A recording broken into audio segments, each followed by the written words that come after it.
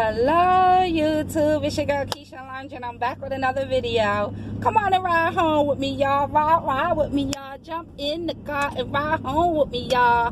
Freestyle Sunday. Jump in. Duval. I know it's too much, but I am now the proud I'm gonna say owner. I have a grandson, y'all. I can't wait to pluck that little full head, y'all. When they get about 4 or 5. I used to see my sister boyfriend pluck my nephew Jayden head. It'd be so funny. And he make that mean boy face where their eyebrows literally look like it just touched my nephew Jayden. I love that boy. I call him Burger.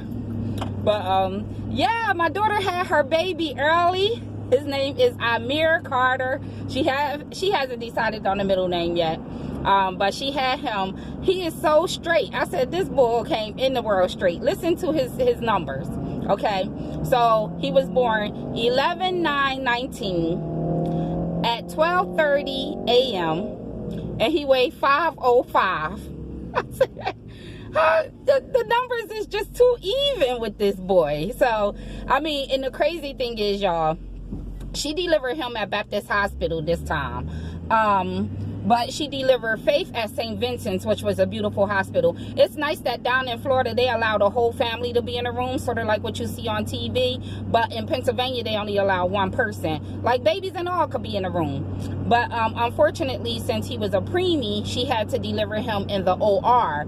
So I had to call for somebody to come get Faith and Bella. Faith cried. Oh my gosh, she cried. And I felt so bad for her because that's such a great experience to say you've been there, like while your mom was giving birth, like, for her to see that.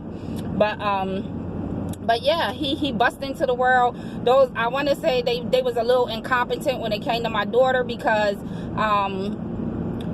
she went into the OR. She kept telling them she felt pressure. So she went into the OR, and let me tell y'all, it was about 10 women in the OR, not one man. Girl power. I was sitting there feeling proud. The doctor that delivered my my grandson was a black woman doctor. Okay. She was married to the money. But yeah, she got on the operating table. Well, they pushed her thing in there, and she said, "Can you move this blanket?" Y'all, she moved the freaking blanket and the baby was out. The baby was there. She was so numb she couldn't feel it. So I yelled out. I said, that baby was out in the room. And I guess to save their butts, they was like, no. Please, come on now. Because she kept saying she felt pressure. But anyway, he is here. He came the day after we got that 3D ultrasound. Jamia woke up that morning and she was like, Mom, I feel pressure. She said, I feel like I'm in labor. I said, you know what? You done had 3 kids. You know your body. Let's go to the hospital. But when I looked at her legs was so detached because she kept on saying she felt pain. Like, I guess this video ain't for men, but I guess it is if you have a wife. But she said she felt pain, like, in her inner thighs. And I was telling her, that was her body detaching to be able, to give birth. Because, a woman's body, starts spreading and things detach down there. But when she woke up that morning, I could literally see her hips was like detached. And I should have took a picture of it because it was just an amazing sight to see a body. I'm telling you, giving birth is amazing. Like, we are amazing creatures. Like, it's phenomenal the things we go through with our body as a woman, and able to produce another human like that. But yeah, so hopefully he'll get to come home soon. They had to put a feeding tube on him, and they trying to get us to let them give him the bottle. But y'all know me, I'm big on breastfeeding, and my daughter want him to latch on, so she been down there, like, every time they put the feeding tube in him to eat, she right there with the boob. So he latched on. Like, she called me on my shift last night, and that baby was latched on. He was going. I said, I wonder what Bella gonna think, because Bella still go on to the boob. But this is definitely a woman's conversation. But her 2-year-old still craved the boob, but Jamia says nothing's coming out, but I guess it just soothes her. Y'all, I cannot wait to see her face when she see that baby on her tattoo. That's gonna be so funny. It's gonna be so funny. But the kids can't see him because he in the NICU. So that's a little sad. But I asked them if I can bring home one of them teeny Pampers. So I brought home 2 teeny Pampers, one for Bella and one for Faith.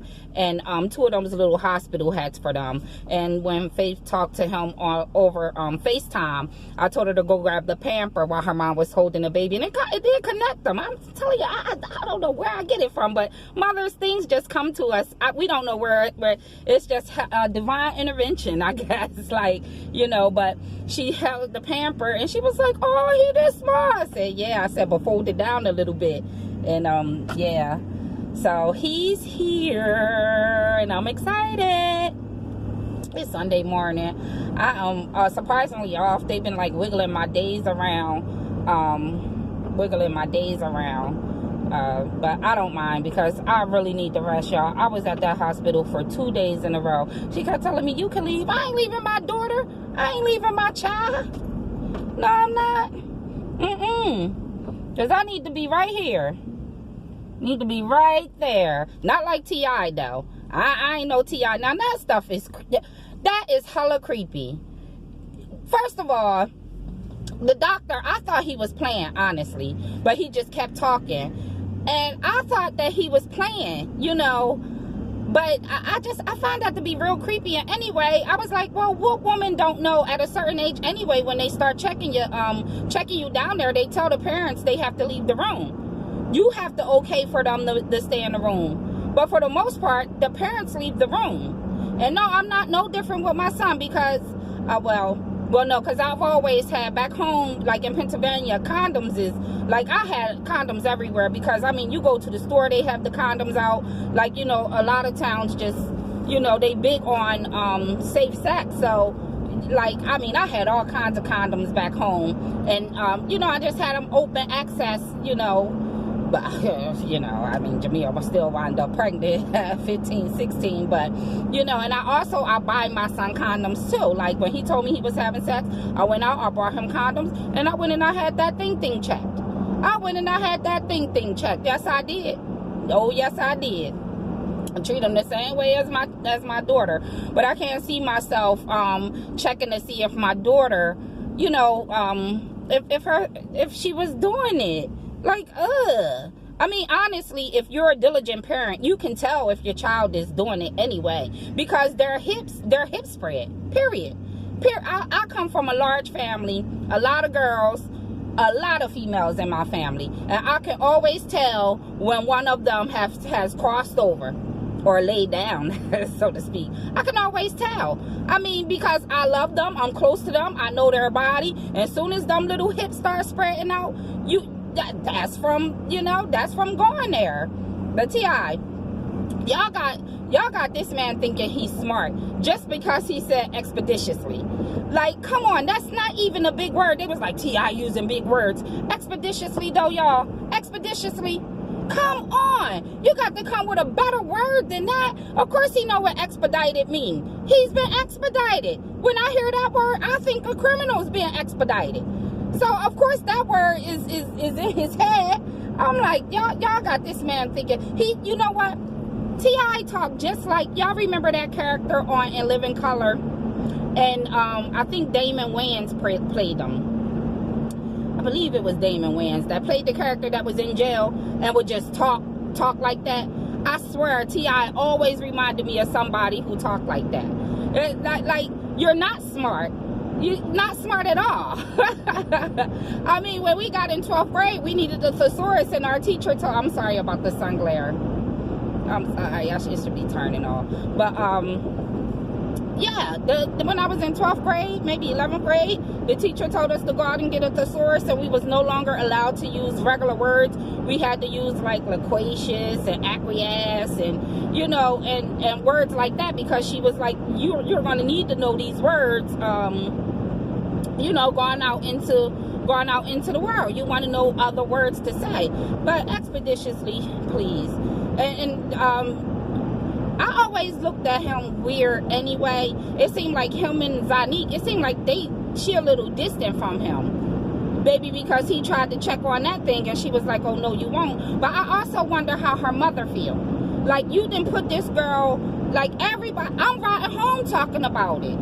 Like that's a pure D shame. That's child abuse. That is child abuse, because now everybody is talking about his daughter's cooch.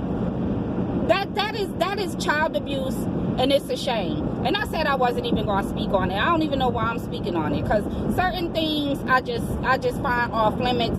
I just keep myself away from them. But T.I., I just feel like the world got him thinking he's smart and he not.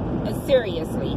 Y'all got to do better than somebody just saying a lame behind word that's connected with court hearings, and you got the man thinking he's smart, or just because he said, well, figuratively speaking, actually. Like, come on now, you sound like a fool. Because if anybody's uncle talked like that, you would be like, oh God, come on, that fool crazy.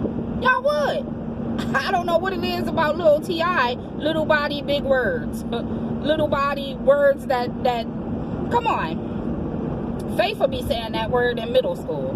But yeah, that's creepy. And then while I'm on YouTube, that's all everybody talking about is the little girl cooch. I was like, oh my God, if I was his mother, if I was her mother, I'm from Pennsylvania too. He would lose some inches. He already little with them jeans. I remember seeing him in concert with them jeans that look like Wranglers with them big old pockets. Darn near look like they touch in the back. All little. Come on now. Yeah. It just ain't right. It's a beautiful day out here today. Well, it's kind of chilly in Florida. We have officially entered jacket weather. The lowest it get down here in Jacksonville is like in the 30s. And in the 30s, we be freezing. Shoot, if the temperature dropped to like the 70s or 60s, we be out here freezing. Because like I told my sister, you have to imagine, we have 90-something degree weather 24/7 hitting our skin. So anytime it dropped 10, 20 degrees below that, we freezing. Because we basically live in a sauna, you know? We basically live in a sauna. But my daughter is in the hospital craving foods. She asked me to bring her some Checkers fries. Them kids love them daggone Checkers fries. I even buy them at the grocery store. They bang. She bang. She bang. But, yeah, I have to watch the girls. Jesus, thank God their dad there, though. Her dad is there helping me, so he kept the girls while I went to work last night. Y'all should have seen the way he brought them over to the hospital. They got tried to play in her hair. Man, they pulled up. I was just like, oh my God. Jamil was embarrassed. I was like, look, they alive.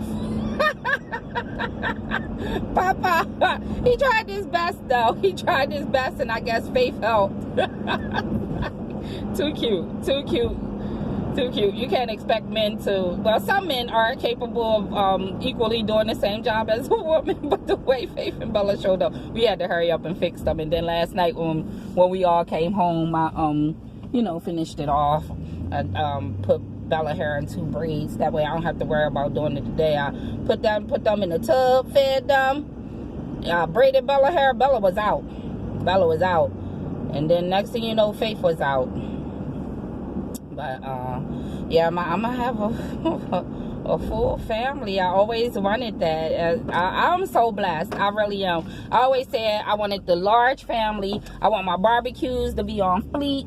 Like my mom got a humongous family, but she don't treat everybody right, unfortunately, so to speak. So it's a lot of conflict, and she'll tend to favor like my cousin's kids over her own grandkids. It's a weird thing. But me and my sister Linnell, she taught me how to be a true grandmom, a true, you know, she always, my sister Linnell, she taught me more about how to be a mom and, you know, a woman than what my mother did, unfortunately. Not saying my mom showed me how to love, but like a lot of things that I needed to know as far as shopping and just being out here in the world. If you need help, where to go get it from. Like my sister is still my go-to person to call. She is. I love that girl. Linnell is the bomb.com. And that's kind of make me feel sad that I never gave like Jamia a sister, but her dad kept on going, even though she the firstborn. But her dad probably ain't done. Jimmy one of them smooth cats with the pretty hair. that girls just think is such a gentleman because he opened the door for you. You know, one of those. He can convince girls to have babies with him because Jamia is so beautiful that they really think that their kid gonna come out looking like mine. Let me stop. I'm sorry. But yeah, you know how females are. But y'all see that church behind me? Yeah, that's the church. But I am home. I just pulled up in my driveway. And yeah, I wish everybody love, peace, and prosperity. Look at my ashy hands. Oh my God.